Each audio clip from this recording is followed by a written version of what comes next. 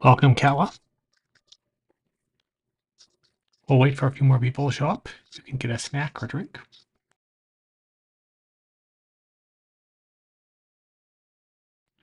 Audio testing, 1, 2, 3.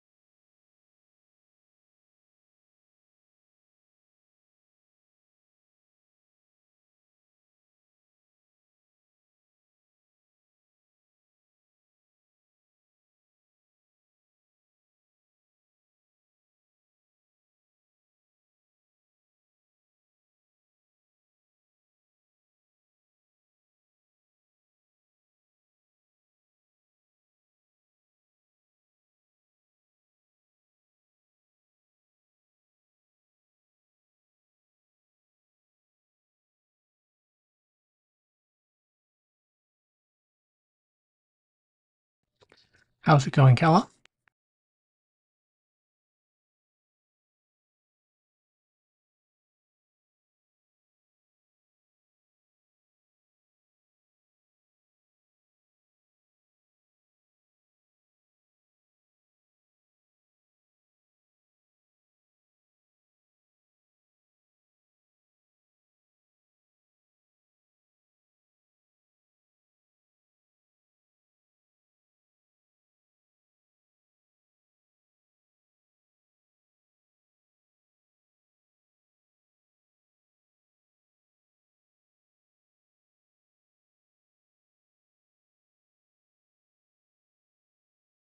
I'm fine, Kala.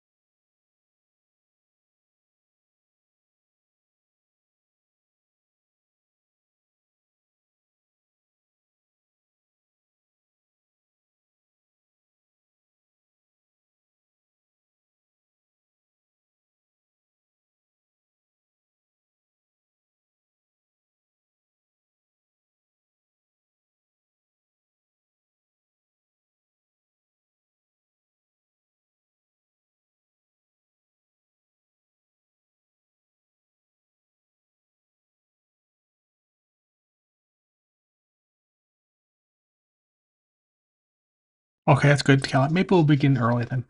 I'll start now. So, this was August 24th, which is the first day in which there was predicted to be a clear day in Dover, and actually I had several locations I had in mind. And usually, of course, it's overcast most days of the week in the UK. And this is the first day which was predicted to be a good day in any of the locations I intended to go.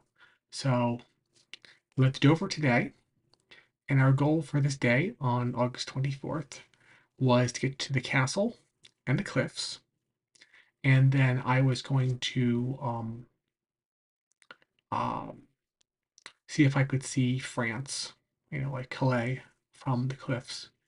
And I was going to send a greeting to Lucy. If I could do that. I told her in advance I was going to try to do that. So those are my goals. Um, so this is our train, about 9:30 in the morning. Um,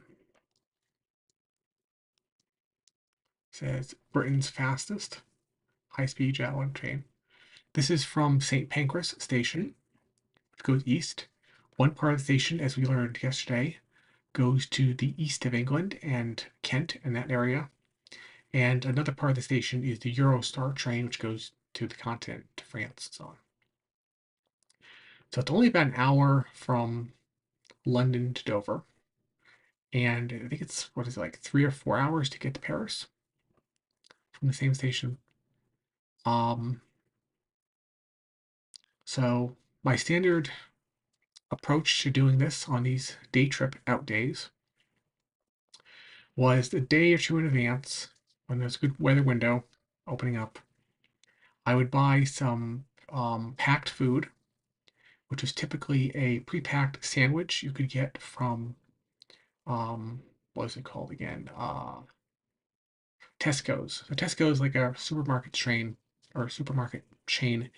in UK, and they're everywhere. And they have like pre-packaged meals available. So I usually get a sandwich, crisps, which is chips in the UK, a drink, a soft drink, and usually they have like pre-packaged hard-boiled eggs, and that was usually enough to last a day. And then once you arrive at your destination, or if you came back from London early, you could have dinner, but that would be your meal for the day. Rather than try to eat in advance of your meal, you try to eat on the train. And it is permitted in that country to eat on a train as long as you're tidy about it. Um, so yeah. So I used my Brit Rail Pass, which we can see. Let's see if you can see that. This is what it looks like. You activate it on your phone. You have 8 days it can work out of a 30-day window starting the first day you activate it.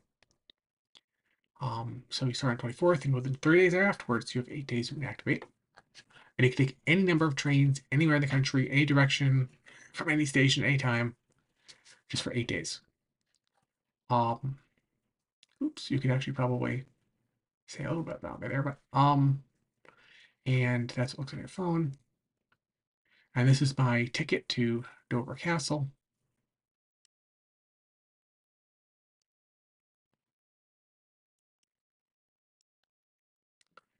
And what to say about it? They have good trains there. So actually, so this is another picture of the train, and actually we have a video which we can attempt to watch. Let's see if we can get some audio out of this.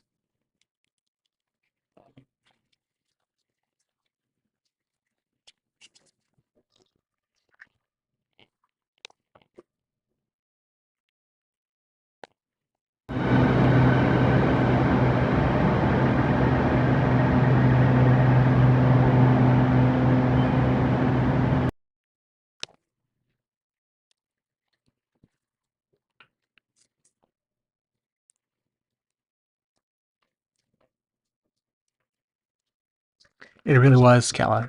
Yeah. Trains are a good way to travel when you're in a foreign country if you can arrange it.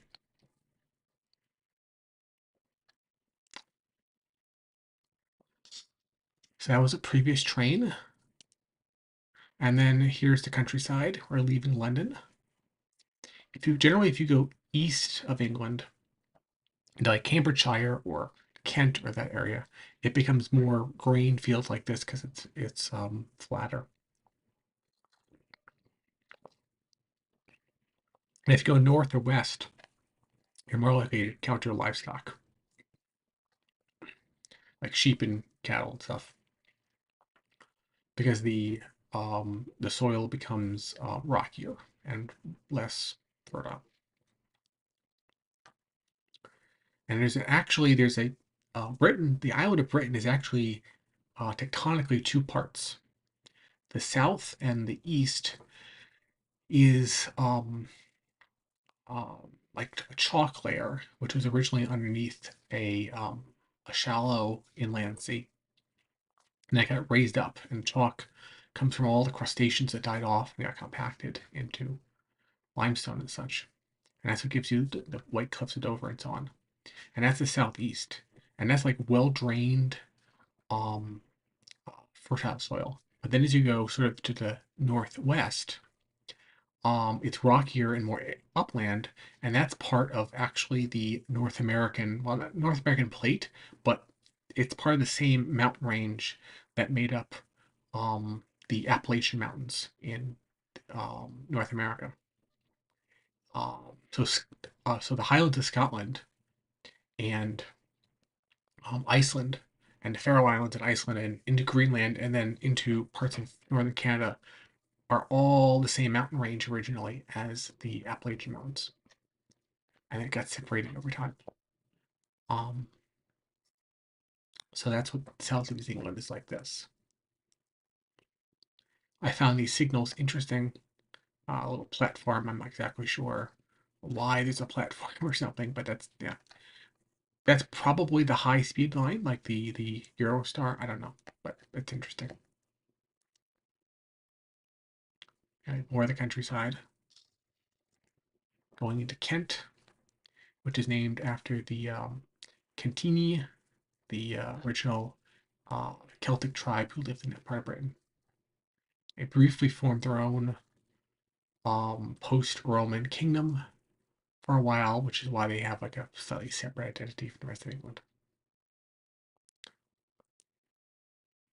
And now we're coming into Dover, which has these characteristic narrow, so-called terraced houses, sort of row houses with all the little um, chimneys and dormer windows looking out over the sea and so on. Also, the entire area around Dover in that part of Kent is very hilly. It's a bunch of narrow, almost canyons, low-lying canyons, valleys that are very steep and narrow, very narrow little rivers going between them out into the sea. Um, and the town is usually built into the valleys, and there's not so much construction on the hilltop, though that's changing in recent times. Um,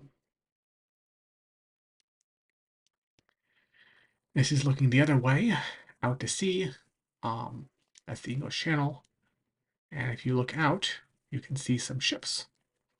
There are lots and lots and lots and lots and lots of ships you can see out in the channel.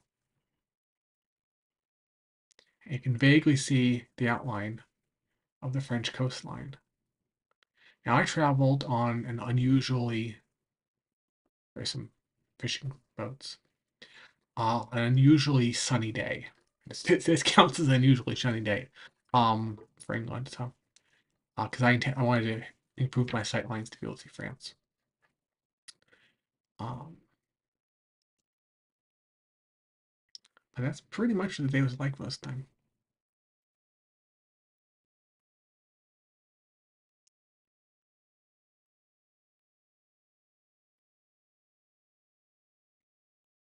This might have been from the train station, I'm not sure.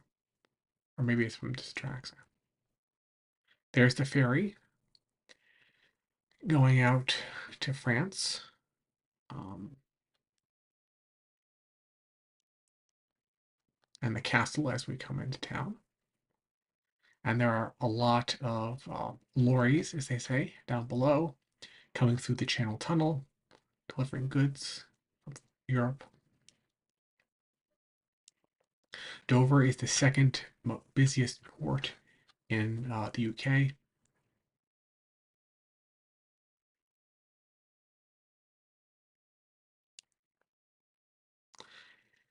And then we hit the streets. So before going to the castle, which is on top of the cliffs, um, I decided to walk through town a little bit to see town as much as the actual tourist sites. And so you get off the station, and there's this narrow little path that goes one way, and you go through some back streets of town in the middle of a weekday. There's nobody around usually. And I eventually wind my way down to sort of like a downtown area along the river Dour, Dour, which is the main river goes to town. And I find like a local park nearby, and I actually find like a hobby store. A lot of stuff I don't take pictures of, but I found a hobby store, and they had like model airplanes and stuff the uh, on the walls, and and then I bought some uh, beverages from a local convenience store, and I just sort of interacted a little bit that way. And one of the things I saw was this cat on one of the back streets, and he liked to watch me. Like he would keep very, very close watching me as I walked down the street, like a guard cat. It was not very friendly. Yeah, he was like that. Oh, yes. But there are some like cats. I don't know if they're ferals, but there are some cats like to walk around. That guy looks very well fed for a feral. Um, but they were a little bit territorial. He watched me the whole way around. Okay, buddy. Okay. I'm not coming any closer. Yes, he's very sphinx-like right there. Hmm. Anyway, so yeah, there's lots of little alleyways like this in the back streets of Dover, and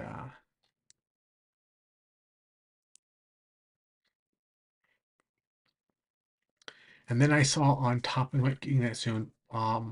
I saw on OSM Maps, which is the main mapping app I use on this trip, which is based on the British Ordnance Survey maps, which are like the official maps of the country. They're very detailed, very accurate.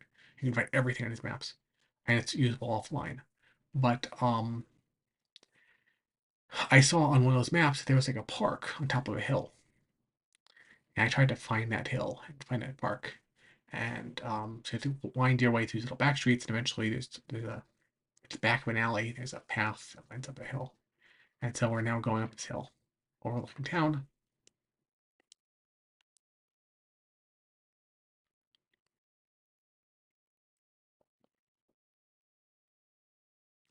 Could be Callum.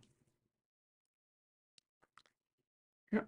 And then we go back. We go up a hill and down a hill and up a hill and down a hill.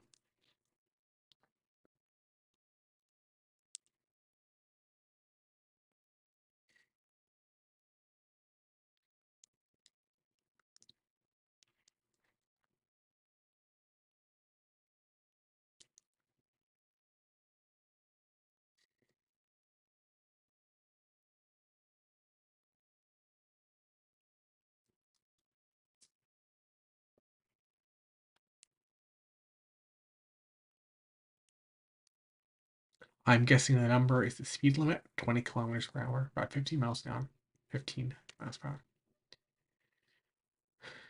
And there is another hill I saw that looks like a very deliberate, like almost like a hill fort on top of the hill. Um, I asked somebody about that. They didn't know about anything about that. So,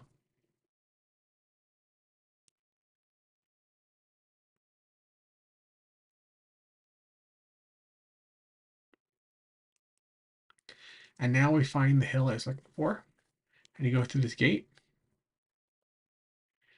and on top of this hill, I encountered a guy who was very old at the time. I think he was in his 70s or something, and named John. And he was one of my more interesting encounters of this entire trip. Welcome, Nemo. Well, that's okay, Nemo.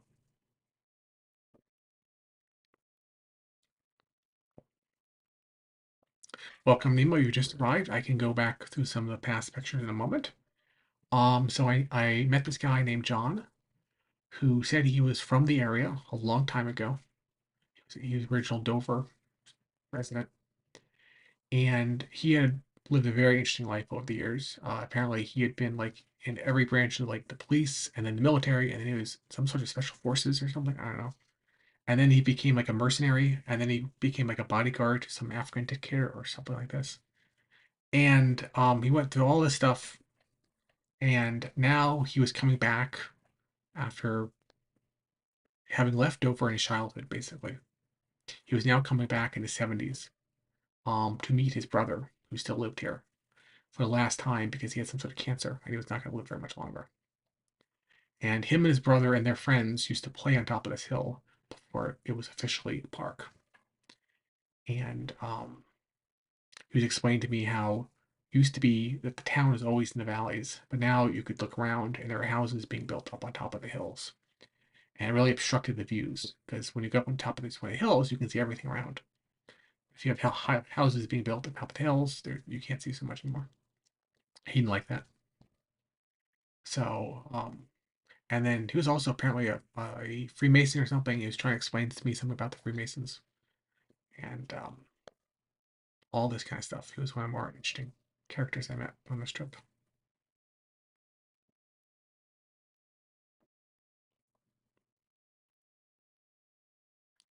So we'll review some of the past pictures for Nemo.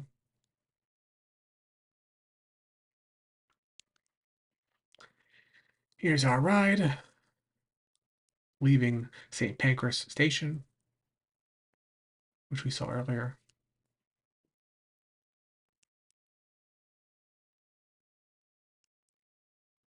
And then coming into Dover.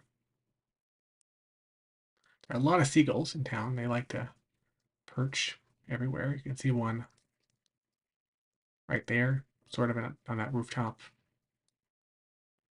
And there's one over there. A lot of seagulls in this town.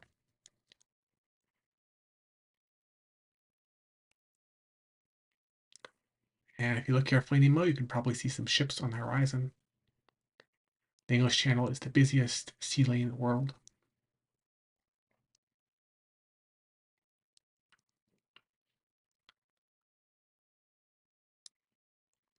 And Dover is the second busiest port in the UK.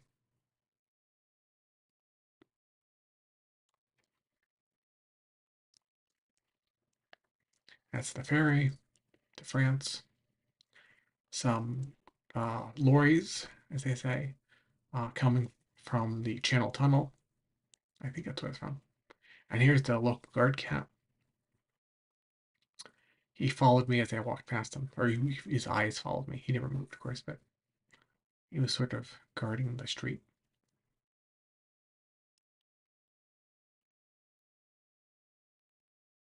Not a very friendly cat.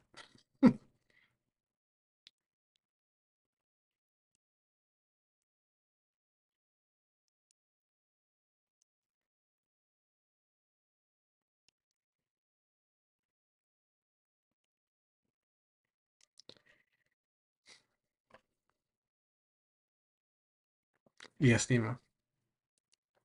All right. So here it is from the hilltop. You have the castle on one side, and then you have the port on the right, the ferry leaving the port.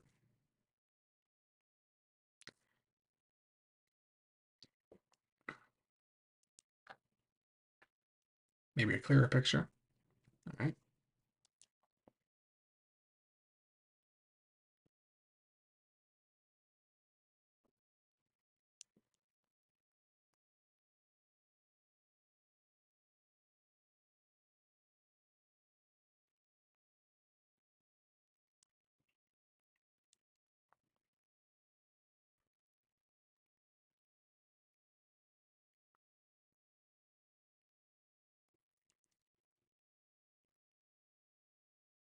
So a castle overlooking the town, and just to the right of the castle is the Saxon church, and you can just barely make out the Roman Pharos lighthouse in front of it, which we'll get to later.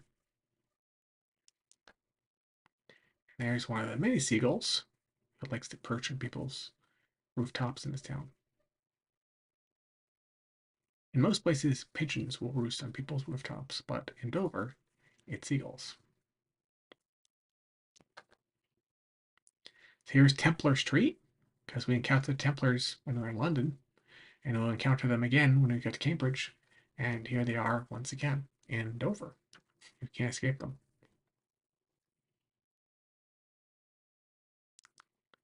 Templars here, Masons there. They're all over the place. So here's the River Dore, which is a Celtic name, which runs through town. It's the main river in the area.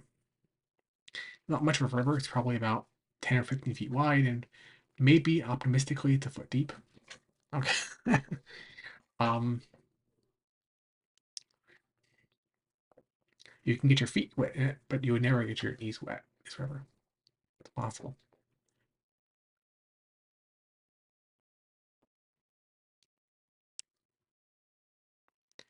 Here's a local church. I found it to be interesting. Yes, I very specifically chose this day to be signing Catla in order to be able to see France better and to be able to greet Lucy. I'm not going all this way not to be able to see France. If I can't visit France, I can at least see it. I can visit it with my eyes, if not my body.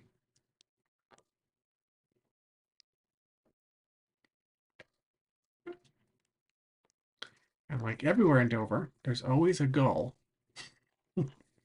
in the churchyard.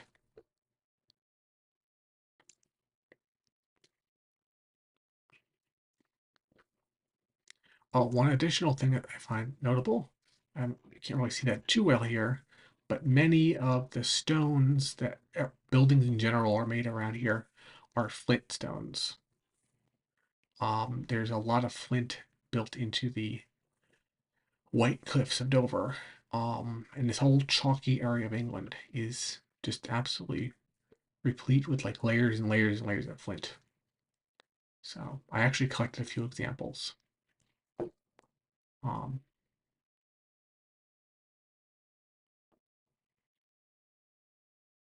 but that's literally what they have to build around here with here, because it's otherwise it's basically like chalky limestone. It's not very good material.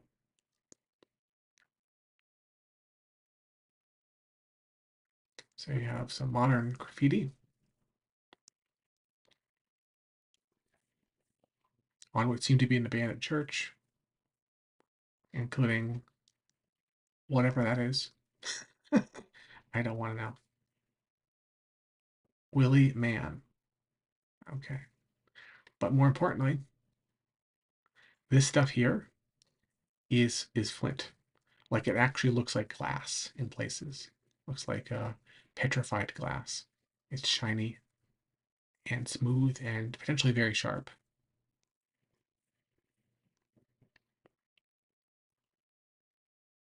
Some of it is more of a sandstone, but some of it is outright flint. Like little glass blocks.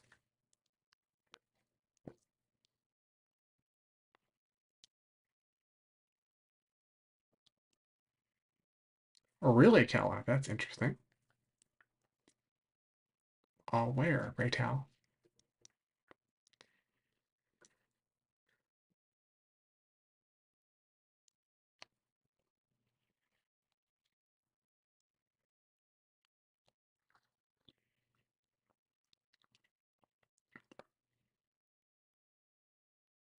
I see, Kella. Military brand. So there you go. The castle overlooking the town.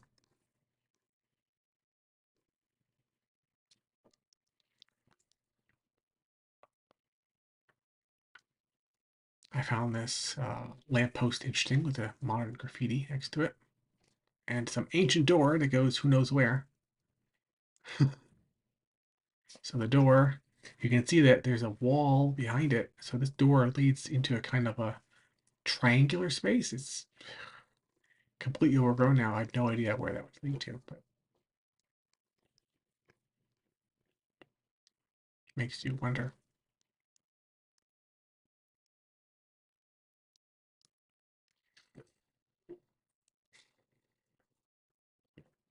So here is the steps that lead up to the castle. It's way up on high on a hill top, obviously. That's where you put a castle.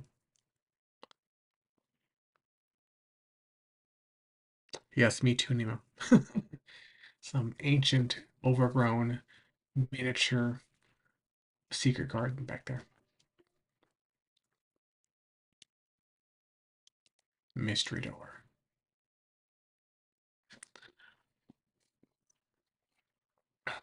So here's the steps. There's a lot of steps leading up to the castle.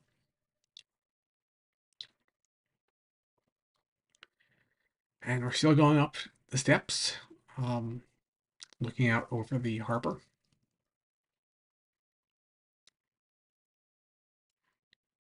Some ships in the background.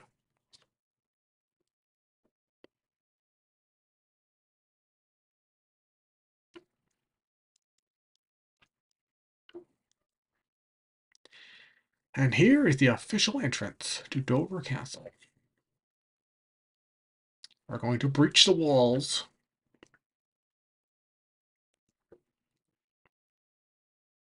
Here's the moat in front of the walls.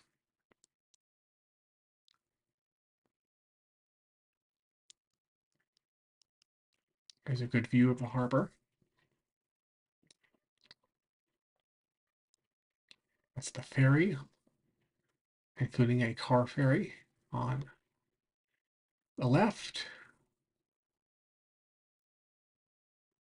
And you can see France in the background there a little bit.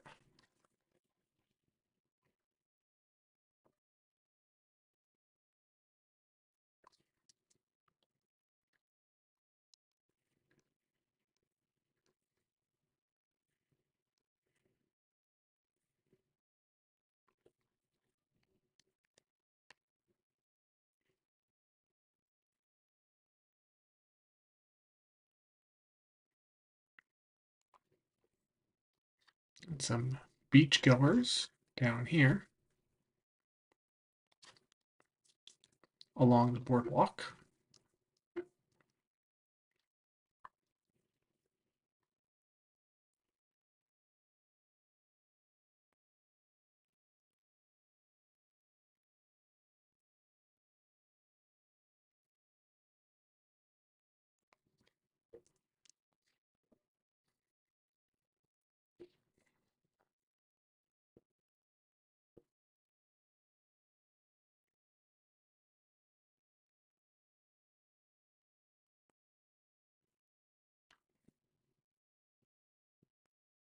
Exactly, Nemo.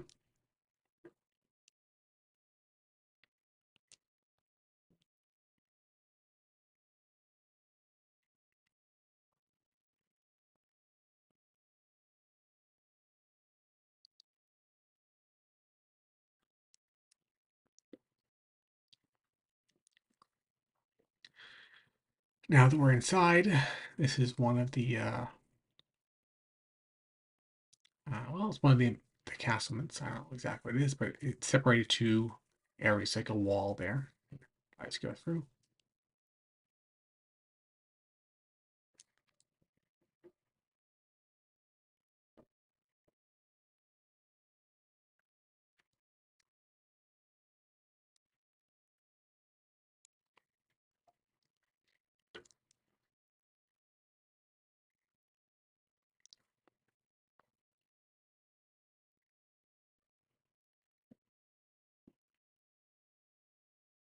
Thank you, Cal.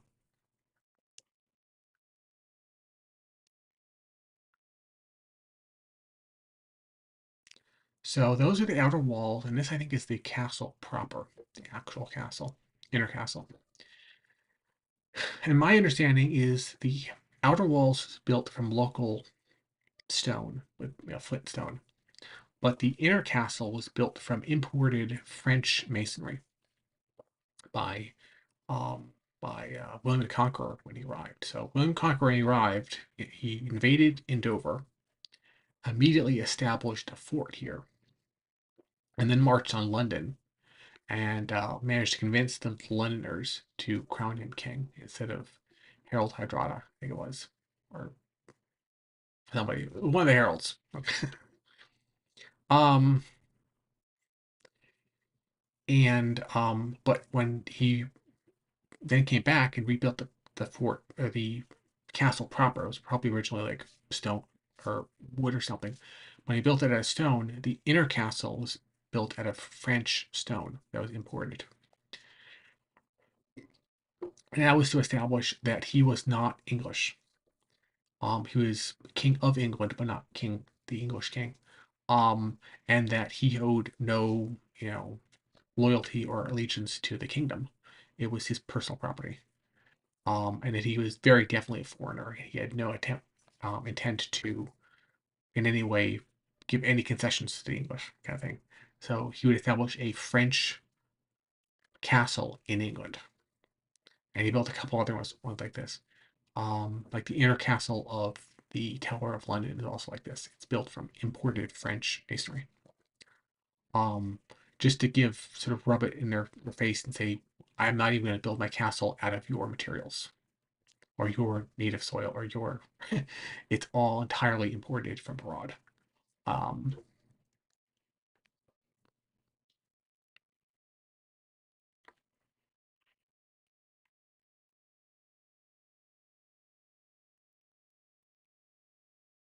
that's good.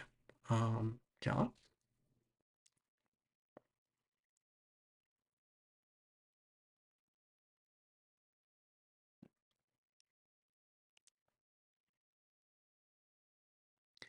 And Dover Castle was in continuous military reservation by the British government from like basically 1066 down into 1960s, like continuously, I think, for 900 years. It was only open to the public in the 1970s.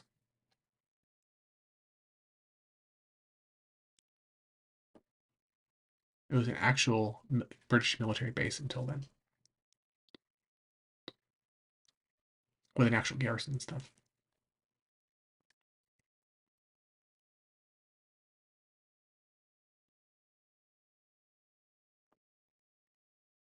Feels like we're walking into some sort of Spanish castle in the middle of Castilian desert or something now.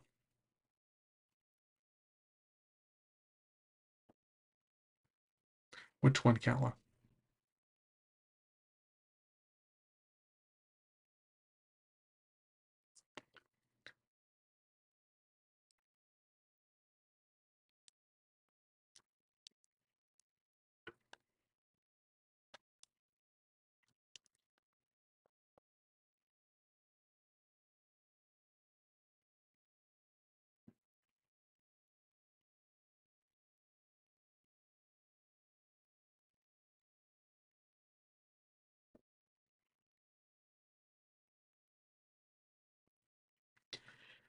One interesting thing I noted when I came here, there seemed to be a lot of German tourists, like a lot of tourists in the area speaking German, um, to this particular site.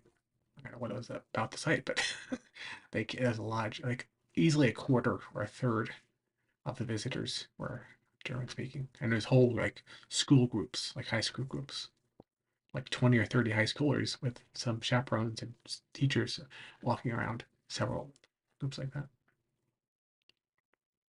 plus families, plus individuals. It's just a lot. I guess it's an easy travel for them if they want to travel to something in England because you just go on Eurostar train and it drops you right up here at Dover. Then we go inside. It looks like a pretty typical castle inside. So I didn't take down pictures. If you've seen one castle, you've seen them all, kind of thing. But it's the reconstructed throne room. Those are pretty dark. Um, Here's the picture from the thrones, in case you want to pretend.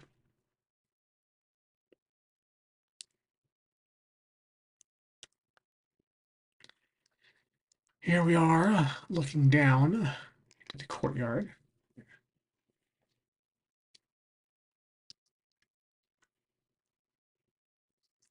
Here's the chapel.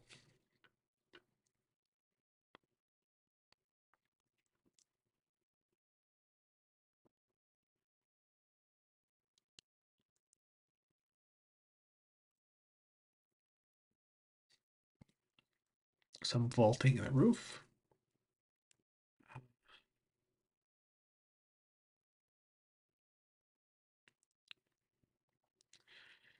Here are some of the steep steps as you go through the walkways that go through the walls themselves.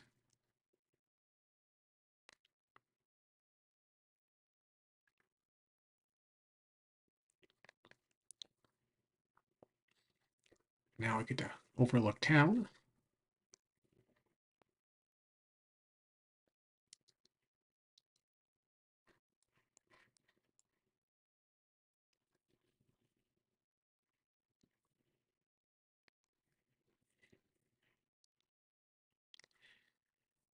And the main road there is the A20 road.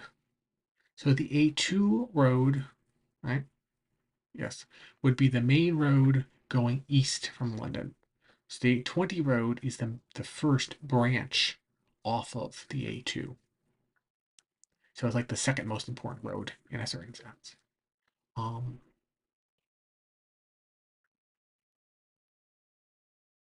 I'm guessing the A2 probably goes to Canterbury and it branches off, and the A20 goes to Dover or whatever on the coast.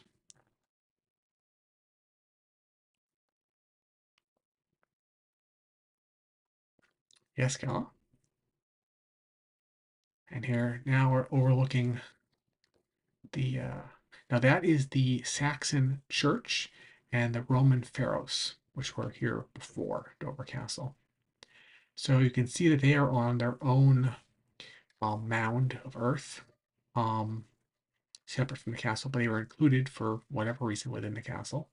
You can also see in the background the English Channel. You can vaguely see a little bit of France off in the distance. The ferry is off to the left, and there's a cargo ship of some kind on the center right. So the Saxon church was the original church built during Anglo-Saxon times before the Norman conquest. Now, most of the church is actually later construction. Only the center tower of the church is actually originally Anglo-Saxon and does not include the crenellations on top. The crenellations on top actually date from, I think, Tudor times. Tudor. And then the sides of the church are Tudor largely. They largely fell down and were reconstructed during Victorian era. So it's like a combination of Anglo-Saxon, Tudor, and Victorian church, but it's officially the Saxon church. And then to the right of that, just near it, is the original Roman Pharos lighthouse built by the Romans to mark the narrowest point on the English Channel. And there, I'm told, there's an identical Pharos on the other side in France. We'll get to see them more closely later.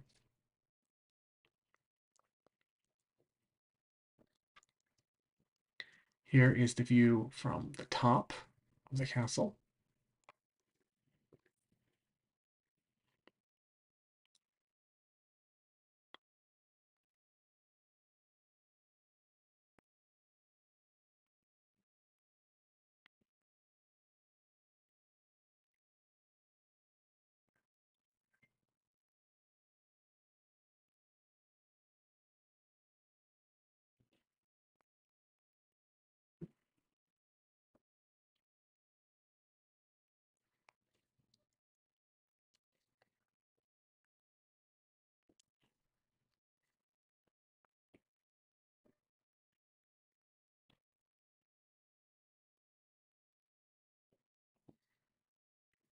Okay, that's interesting, Nemo. You need to find some time to do everything, Nemo. And then we're looking down.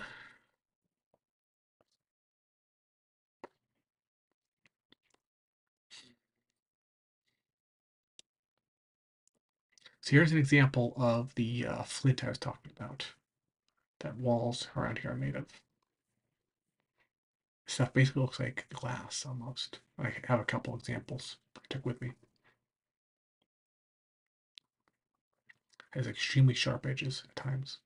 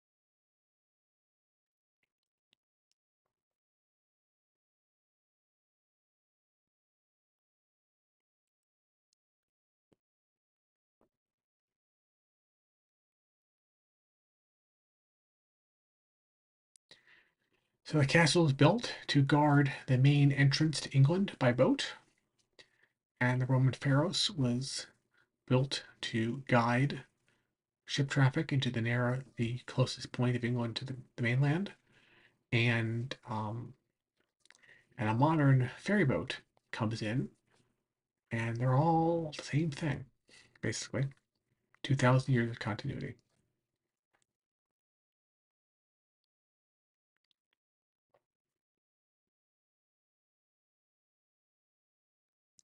Now, as I said, the Saxon church is built on an artificial mound, um, which also the castle is built on the same mound, and it's unknown if there was some original like pagan site or something on that location before the church was built, because of course a lot of churches were built on previously like pagan temples and stuff, and nobody quite knows if what preceded it or if anything preceded it. Um, but uh, but the church is built there, and then there's a lot of space left over, so William the Conqueror built a castle as well, same location.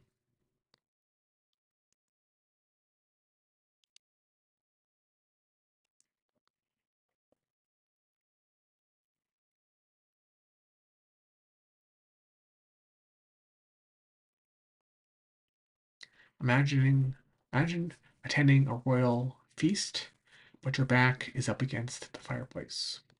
It sounds a little strange to me. Or maybe nobody sat on that side. I don't know. But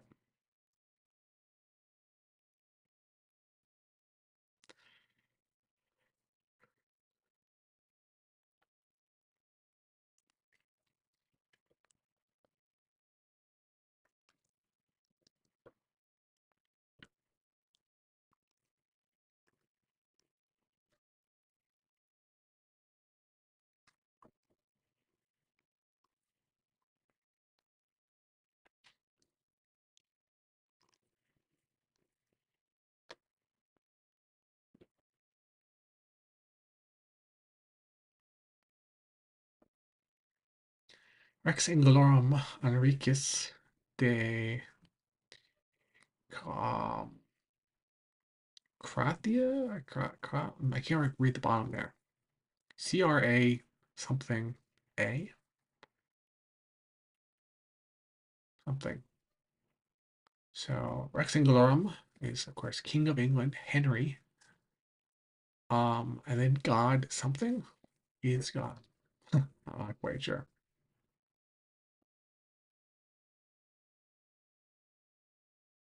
Maybe it's Gracia, by God's grace. By God's grace, King of England, Henry. Sorry, King of England. Enriquez de Gracia Rex and Golem. Maybe. I can't quite read that. With the Crusader cross on top.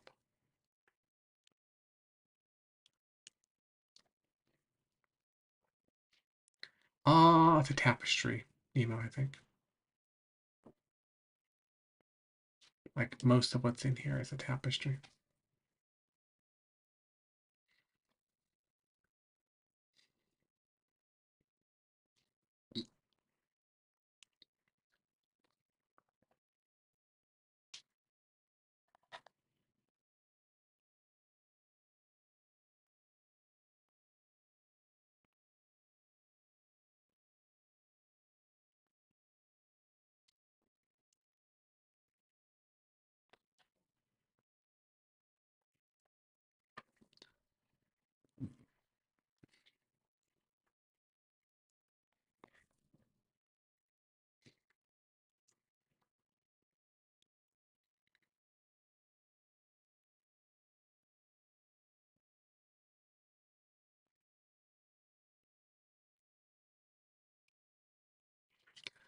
I think there's a story where Ethelred, I think it was the father of Alfred the Great, the first king of England, tried to negotiate with the other kings of the other kingdoms of England at the time to get himself crowned Rex Anglorum, King of England, or something to that effect. And depending upon how you twist the Latin, Rex Anglorum could be interpreted as either King of England, so of, or possibly King in England. Like he's a king who is in England, but it's indeterminate what he is a king of, right? Because that would ruffle the feathers of the other English kings at the time of like Mercia and Northumbria and such. Um, and he did this whole kind of slick maneuver that he could try to get them to recognize him that way. They wouldn't fall for it, um, but that was the first attempt. And he eventually called himself Rex Anglorum, but it was never recognized by anybody else. Um, but that phrase for Rex Anglorum has, as far as I understand, within the Latin, this ambiguity which you can kind of twist. Um, Sort of like how Frederick the First of Prussia, Frederick the Great's father, or one of his other predecessors, I forget who, but was famously got himself declared by the Holy Roman Emperor to be king in Prussia rather than king of Prussia at first. Later on, Frederick the Great was king of Prussia, but one of the ancestors was king in Prussia because it would have ruffled some feathers within the Holy Roman Empire to have another kingdom on a par with, it would be like higher rank than some other members of the empire and so on. So the emperor couldn't proclaim him king of. Frederick wanted like the independence of being a king, and the emperor didn't want to give it to him. And so, but he could get declared king in Prussia as some sort of technical, legal technicality, with the ambiguity as to exactly what he was king of. But he could be a king who just happened to somehow reside within Prussia, and then um, at the right somehow had some similar, you know, um, ambiguity in his title.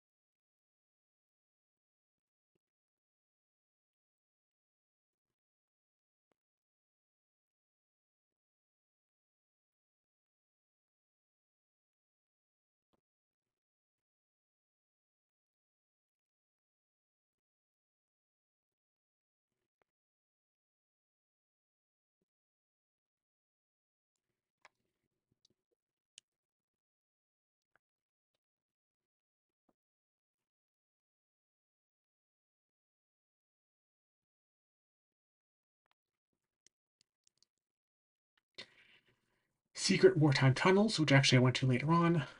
The Nafi restaurant, Roman lighthouse, Saxon church, and battlement walks. Right?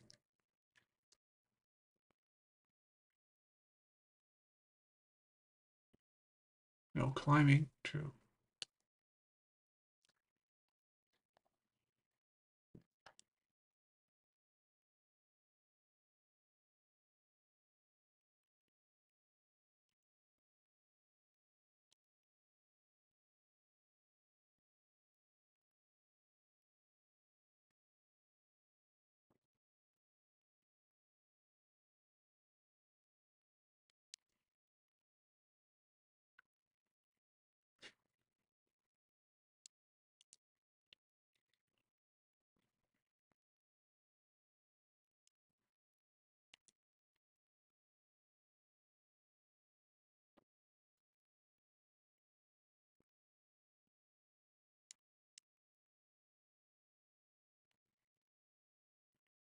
Here's the Saxon church and Roman lighthouse, and the castle in the background, and whatever kind of mound it is, we don't know. It's very artificial. It's not totally not natural.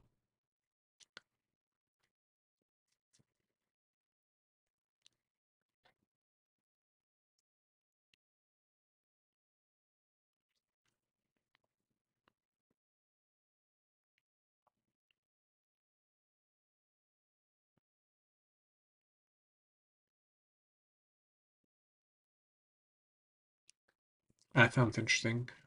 Email.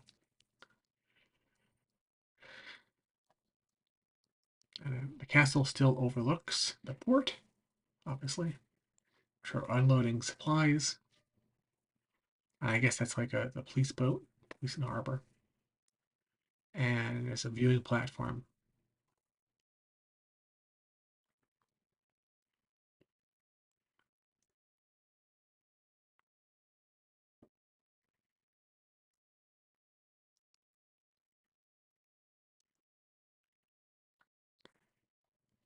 Here we are trying to overlook the channel to France. What do we doing? Stop this. Okay.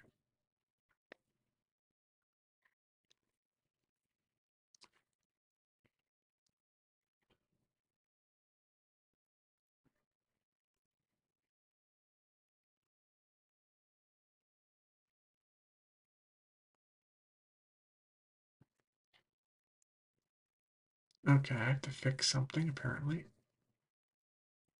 Uh, let's see. Maybe I should. What should I do? Um,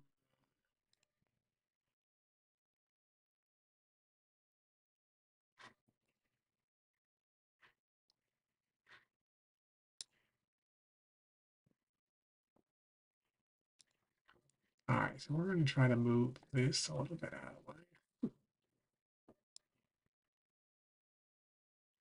There we go.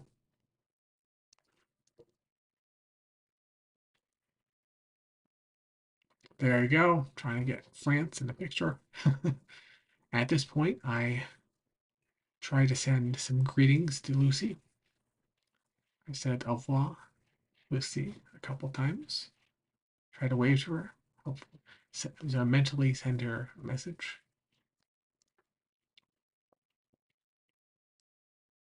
Au revoir, Lucy. Au revoir.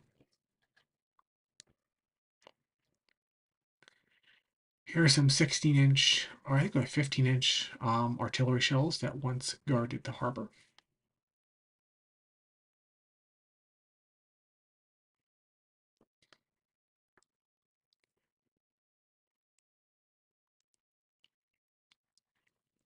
I found this interesting old lamppost.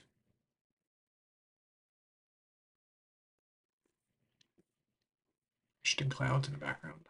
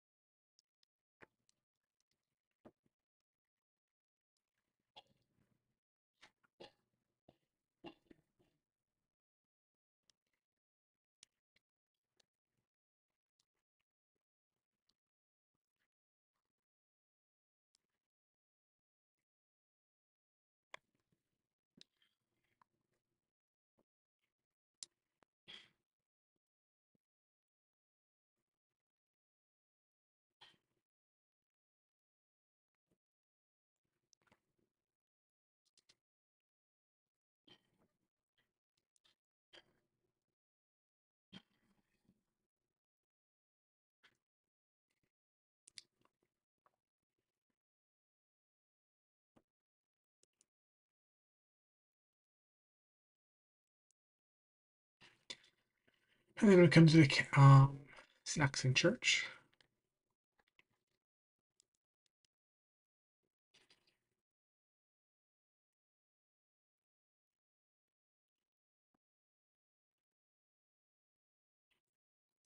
So, as the name suggests, the Saxon church is, we don't know exactly how when it was built, but it's definitely over 1,000 years old because it predates the castle.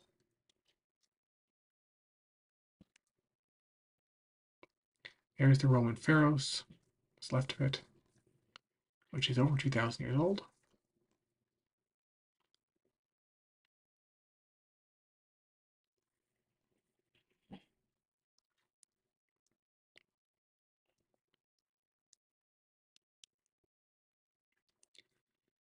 Here's the interior of the church.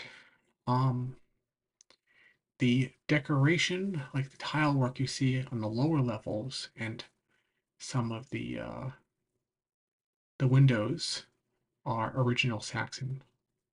Um, the vaulted ceiling, though, was built or it was originally built, actually rebuilt during the Tudor period, and then it was rebuilt again during the Victorian period to resemble Tudor architecture.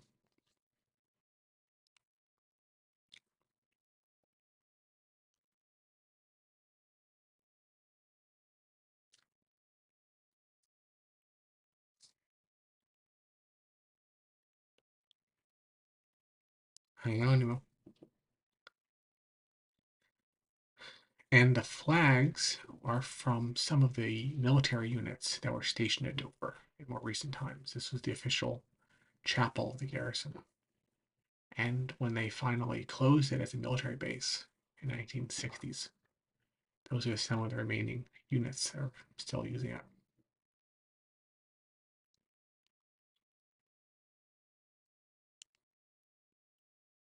That's undoubtedly, 1,000-year-old brickwork right there.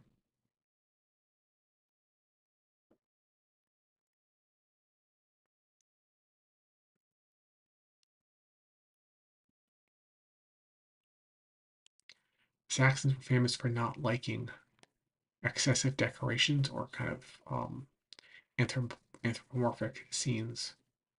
They preferred abstractions or foliage or whatever. So that was very typical of their kind of decorations.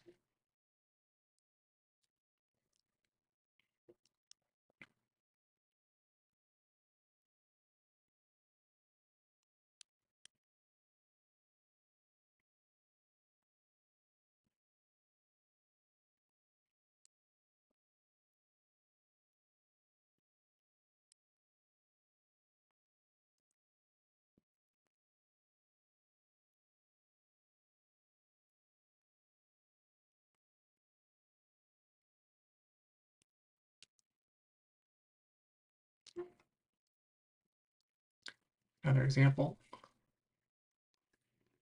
this is very typical of Saxon decorations.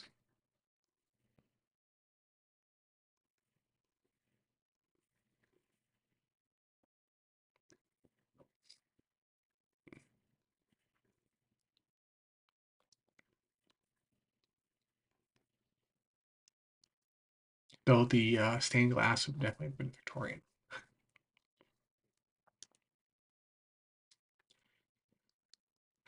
Here is the sign explained as some sort of Saxon. It's basically a coffin lid, basically. We don't know who's buried here, but it's original Saxon grave, and this would have been the coffin lid. When they were restoring it during the Victorian period, they uncovered some of the original work, stonework. Okay, here we are. Right during the restoration, 1860, Saxon stone slab was covered in the middle of the chancel steps under rubble. It is believed it was used from a step through. Were used to form a step through the 13th century screen which separated the nave from the chancel. The screen divided the church in two. The soldiers worshipped at the soldiers' altar in the nave, whilst the clergy worshipped at the chancel and high altar. The lower quarter of the stone has been worn away due to many footsteps over the centuries. The stone's original Saxon use was unclear. Its coffin-like shape may well have been connected to the burial of a child, although no remains were found underneath when it was rediscovered. The top half of the stone is decorated with patterns and designs which have unfortunately been worn away in the lower half during the second use as an entry sill.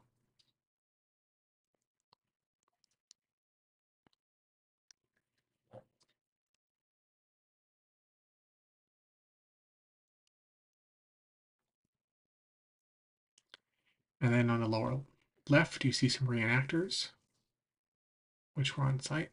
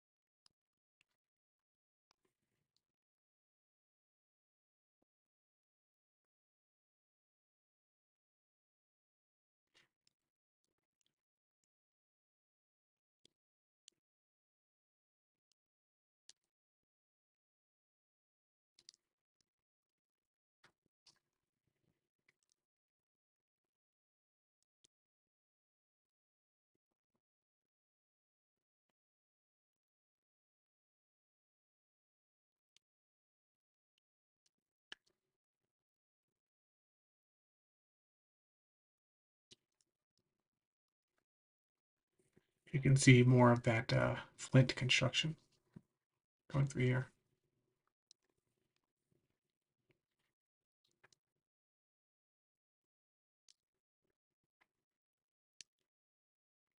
There's Stephen Seagull watching over the castle. He's lord of the castle, I guess.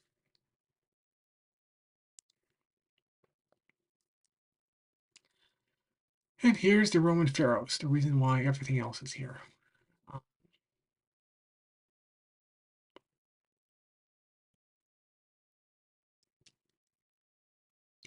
And now this is looking inside the pharaohs. It was when you're actually there. This is with a flash, very very maximum flash on my camera. If we actually walk into it, it's extremely dark. You cannot see it. It doesn't look like this at all. You cannot see anything, anything. When you walk into this thing, it's almost pitch black. Um, but yeah, that's the inside.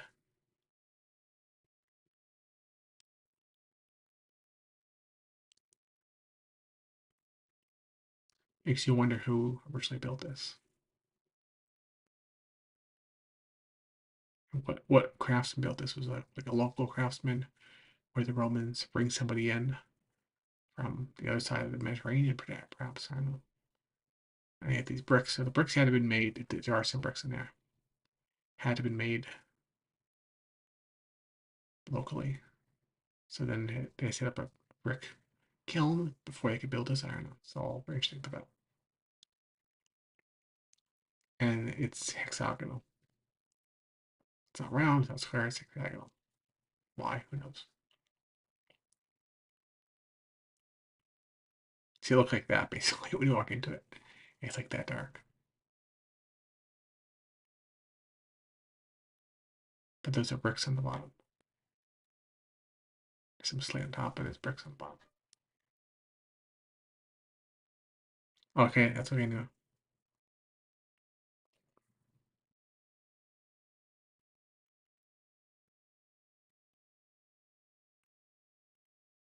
Welcome back, Nemo. So this is the Roman pharaohs that used the church. Thank you, Nemo.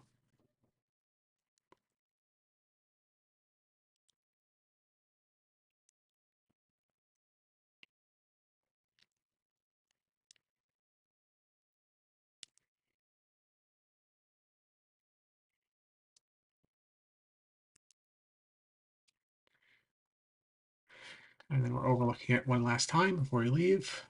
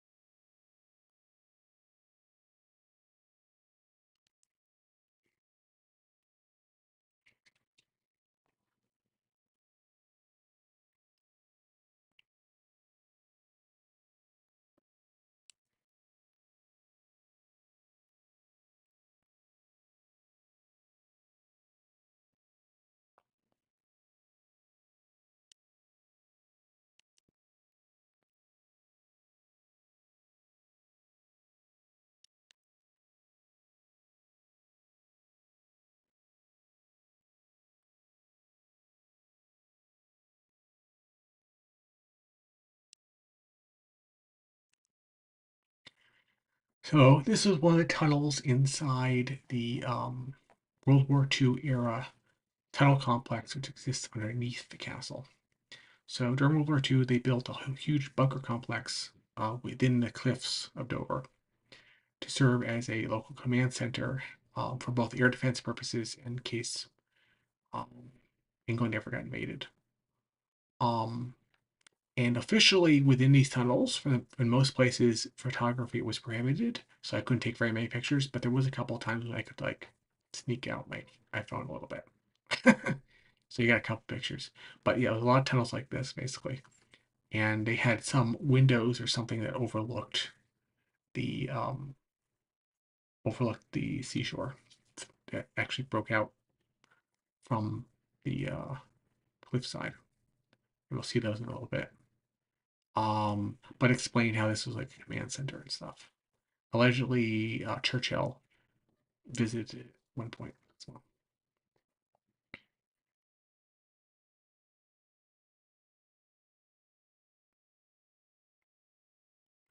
Yes, it'd be nice to have more people here, but they are in a different time zone.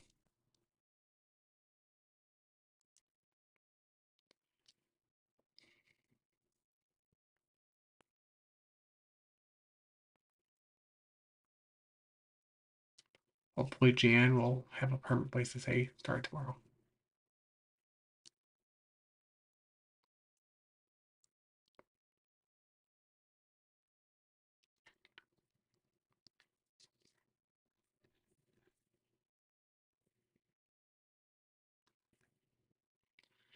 So here's an example.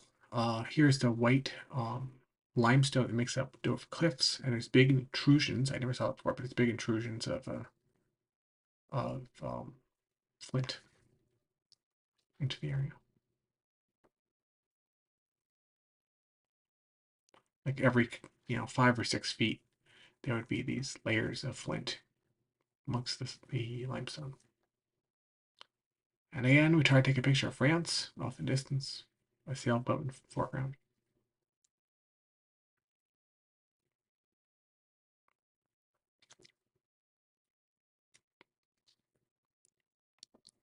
Yes, indeed, Emma.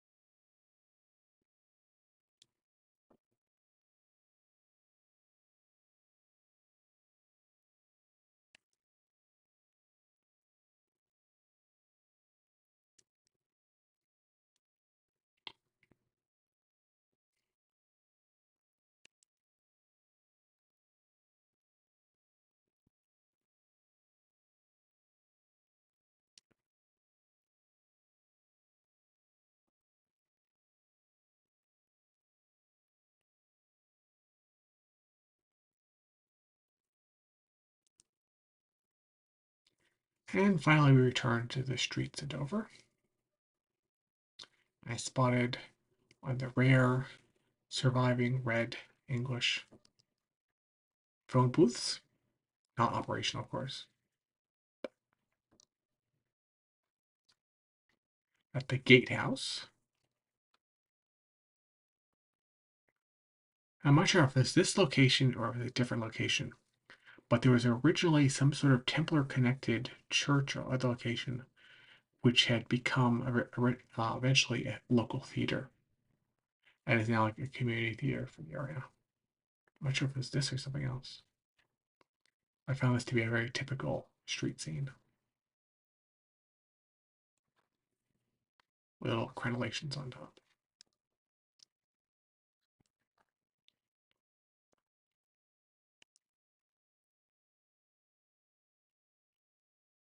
Lots of little back alleys.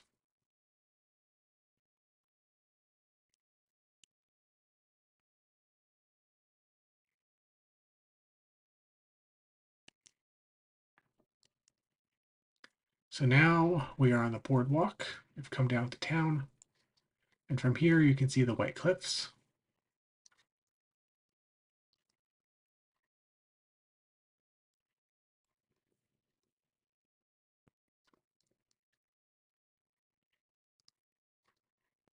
And there's a lot of tourists in this area, obviously.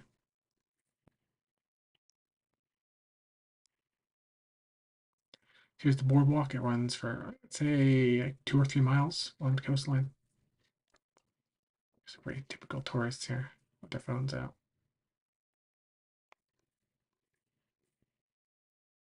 This reminded me of the uh,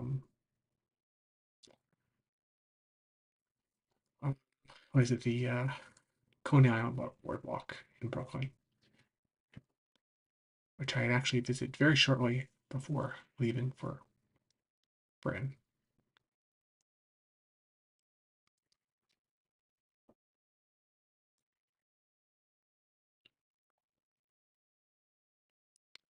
I think it was the cargo terminal was on one side, um and the passenger terminal for the ferries was on the other side, or something like that.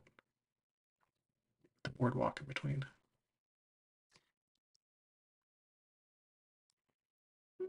Oh, I did it again.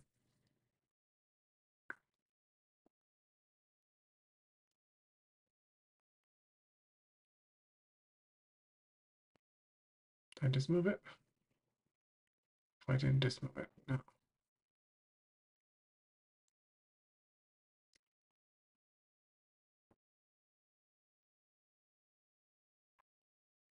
No, we're good. Okay.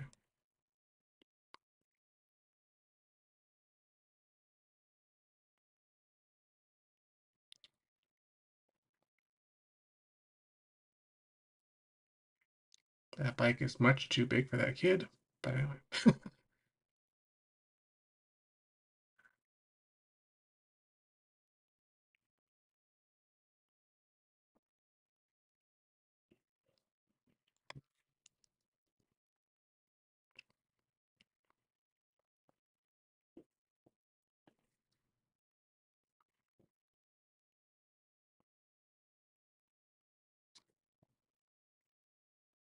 Yes, indeed, Nemo. Yes, indeed. The modern pharaohs marking the entrance to the harbor.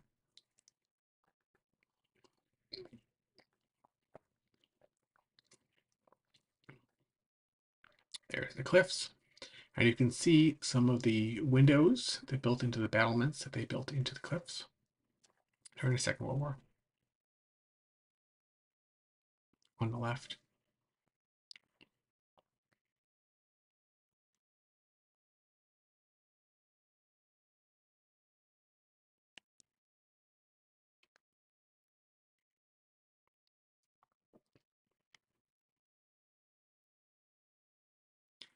And this one, if you look carefully, you can see the bands of black um, um, flint rock between the white layers of limestone.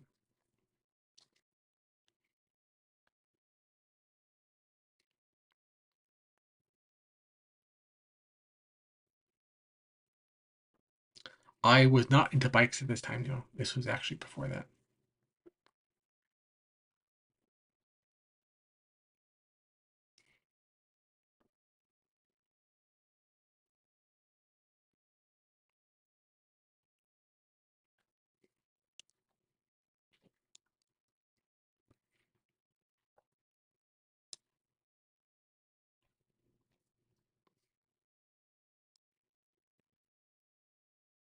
So there's the cargo terminal on the left. You can see the cargo containers of trucks.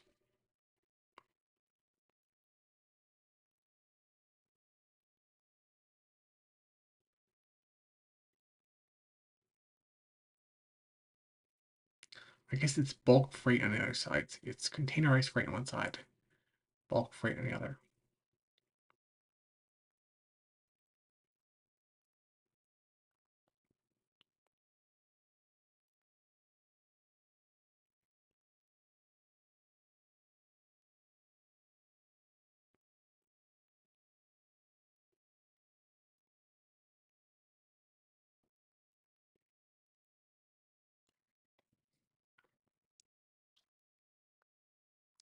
No, Calla. I don't swim very well. Welcome to England. To all our European visitors.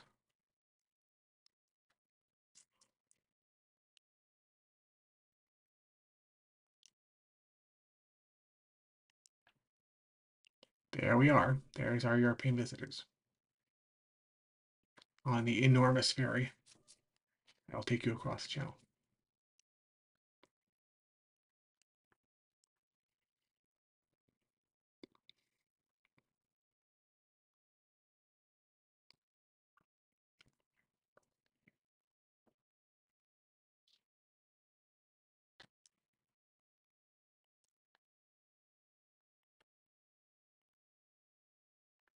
That's good, Cal.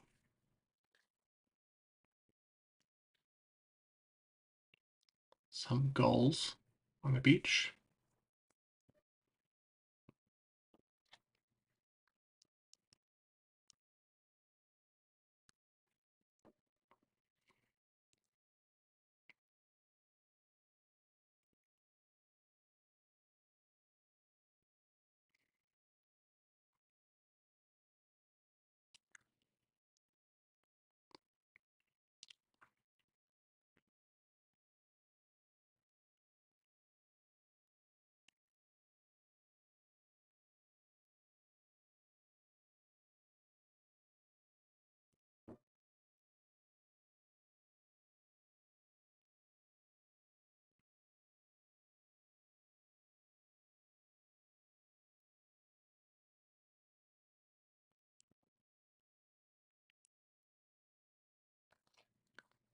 And that's Steven the Seagull trying. I think, yeah. So I think it was Steven over there on the right was edging closer to Stephanie over there on the left. And he got closer and closer and closer, and eventually she flew off. But he was trying to make a move or something. I don't know. He was making a move.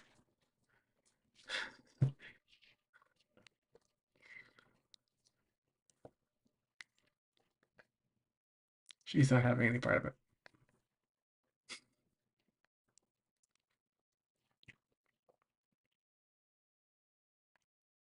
He doesn't know how to attract the Stephanie's Scala. He's still working on him.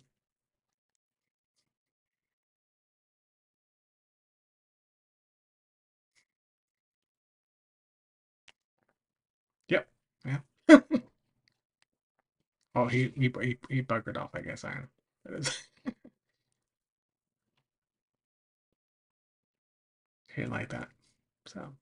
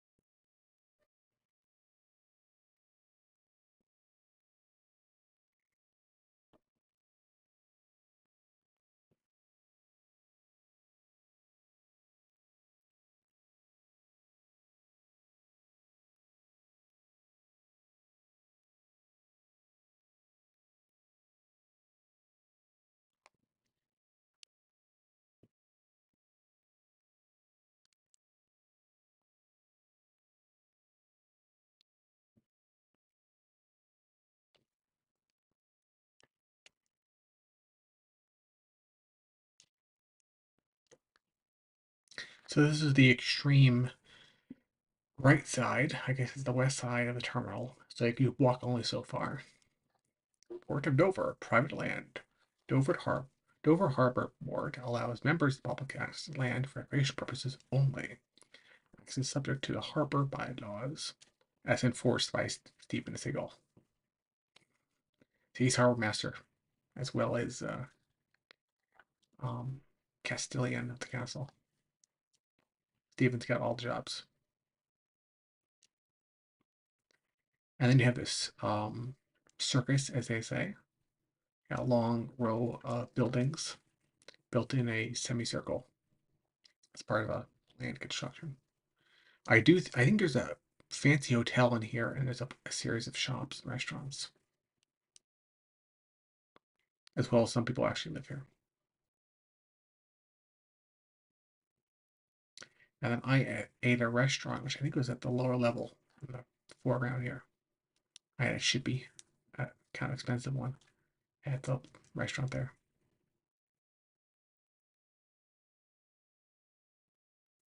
Yes, I can sort of zoom in on a picture, and OBS will pick it up. You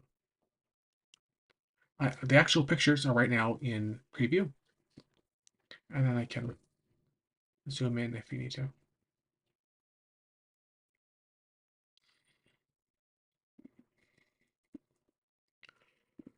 There was this interesting thing on top of a um, pole, and it looks like there's a bunch of security cameras, some CCTVs they over there, and I guess those are lights, perhaps. I don't know, to catch near to whales at night. Something's going on. One last look over at the castle.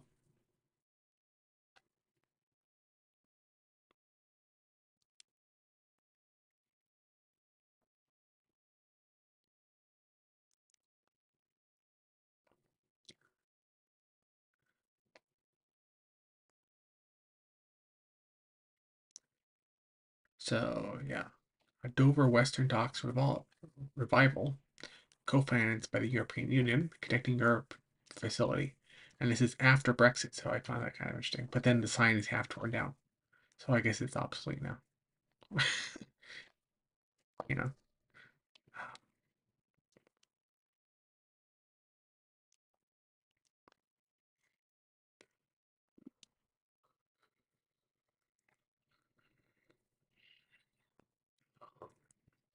Here's the marina for yachts and other private boats.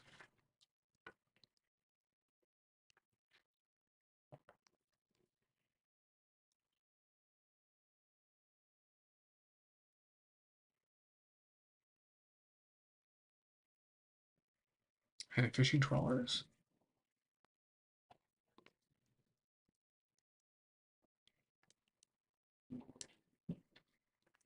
Cullen's Yard restaurant, bar, and brewery. Had interesting decoration.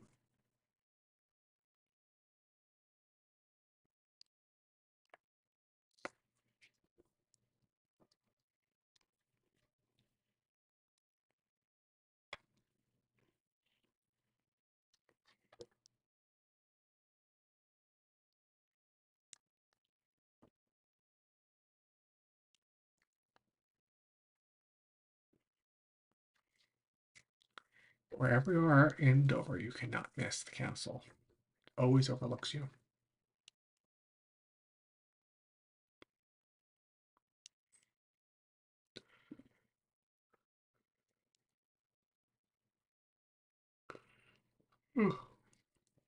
Here's the river door.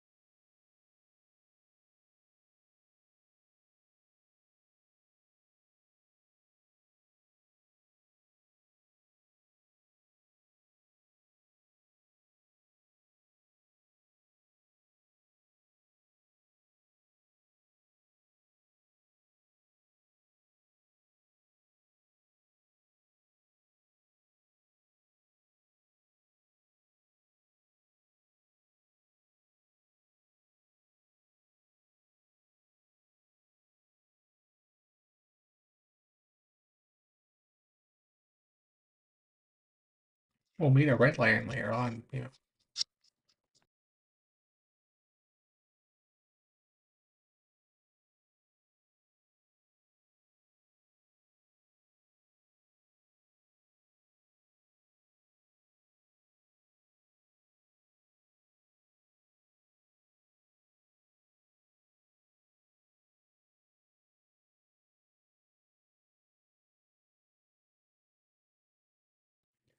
And after having my chippy at the restaurant, we now return to London. This is the train station.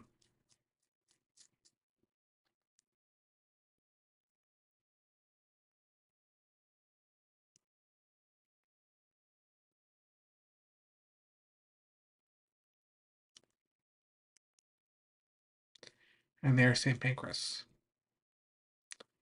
our starting point and ending point for the day.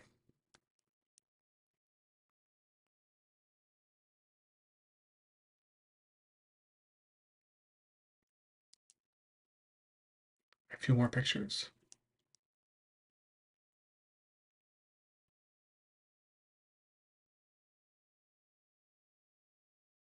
So I think these later ones, yeah, these are mostly from my camera instead of the phone pictures, which is better than the phone, hopefully. um,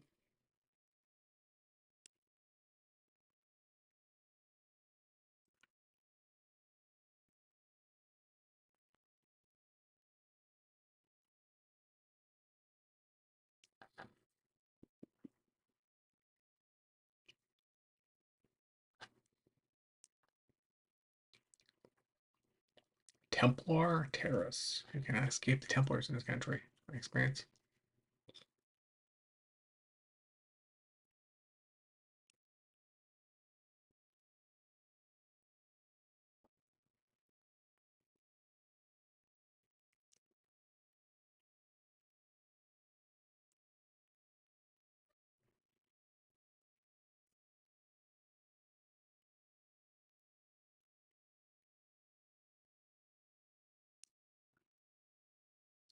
The river door.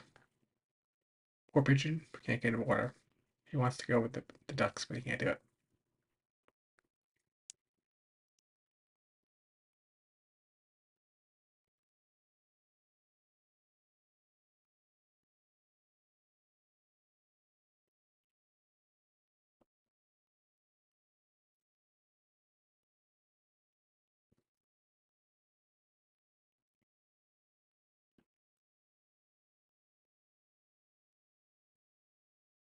Bob can't go in the water. Sorry, Bob.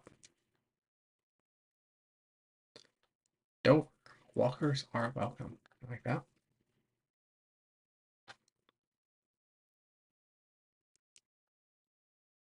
Au revoir, Lucy. Au revoir.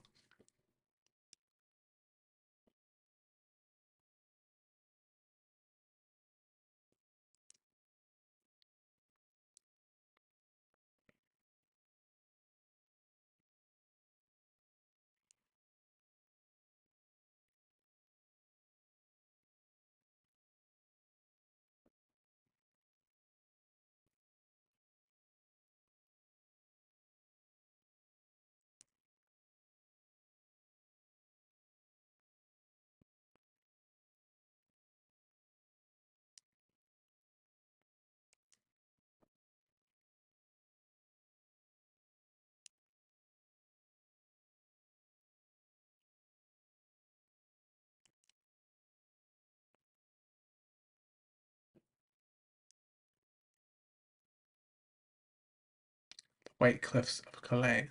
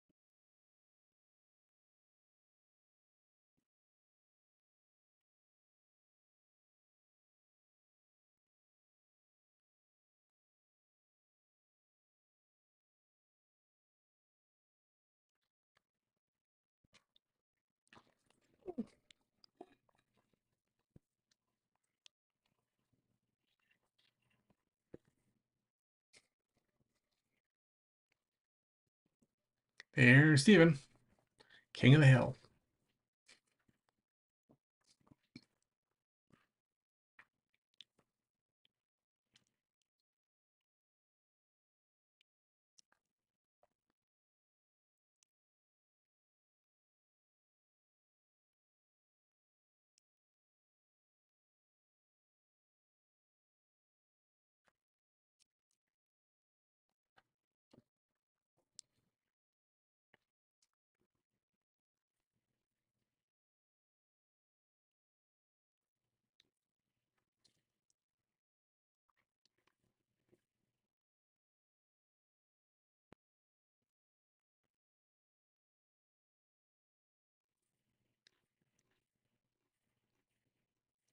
You can see how much clearer this is.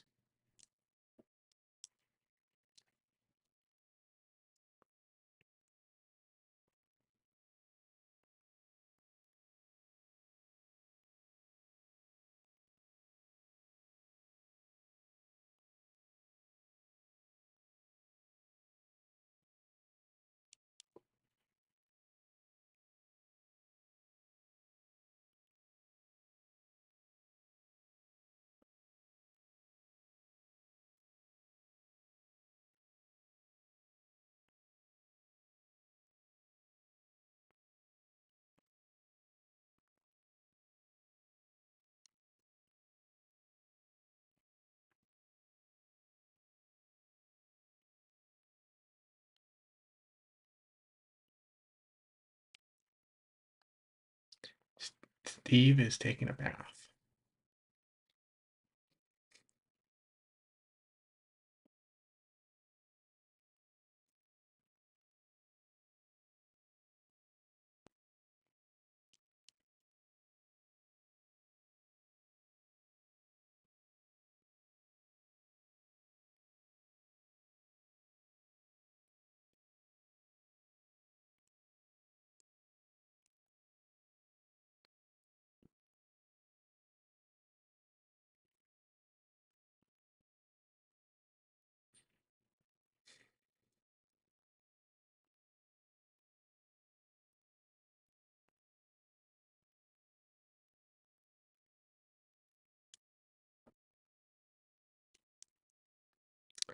And that's it, folks. If anybody has any questions about today, otherwise I'll wrap up.